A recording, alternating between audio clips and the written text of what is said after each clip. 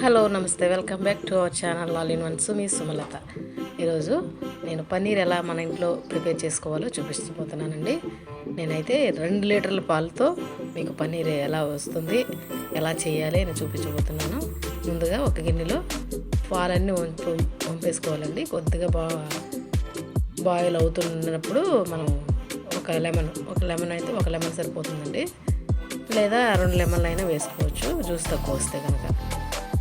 Lemon వేసేసుకొని బాగా mix చేసుకోవాలండి, కలుపుకోవాలి గంటితో. చూడండి, వెంటనే పాలు పగిలిపోతాయి అన్నమాట, విరిగిపోతాయి.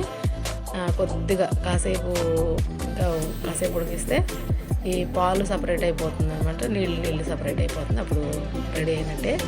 మనం తీసుకుని వడగట్టుకోవడమేనండి. చూడండి, రెడీ అయిపోయింది. చిక్కటి పాలు అయితే మనకి కొంచెం పన్నీర్ ఎక్కువ వస్తుంది అనమాట.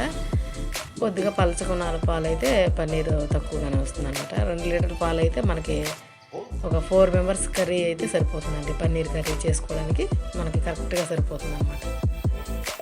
ఇది బయట కొనుక్కునే దానికన్నా కొంచెం మన ఇంట్లో చేసుకుంటే బాగుంటుంది కదా అన్నట్లు నేను ప్రిపేర్ చేశానండి. చాలా బాగా కుదిరింది పన్నీరు. మీరు కూడా ఎప్పుడైనా ఇలా ట్రై చేసుకొని చూడండి. ఒక గరిటె తీసుకొని వడగట్టుకుని దాని మీద క్లాత్ వేసుకోవాలండి. ఇంకా ఇది మనం వడకట్టేసుకోవడమే. వడకట్టుకున్నాక మళ్ళీ కూల్ వాటర్తో ఒక 2 టైమ్స్ కడగాలన్నమాట. ఎందుకంటే లెమన్ వేస్తాం కదా మనం, లెమన్ పులుపుదనం మనకి కర్రీలో ఉండిపోతుంది అనమాట. కడిగి శుభ్రంగా ఒక బరువు పెట్టేసామనుకోండి, ఓవర్ నైట్ అంతా పెట్టేస్తే మొత్తం వాటర్ అంతా స్వీట్ అయిపోతుంది అనమాట. ఇంకా తీసి మనం ఆ క్లాత్తో పాటు ఫ్రిడ్జ్లో పెట్టుకోవడమే. తర్వాత మనం కర్రీ వండుకున్నప్పుడు మనం క్యూబ్స్ కట్ చేసుకోవడమే అనమాట.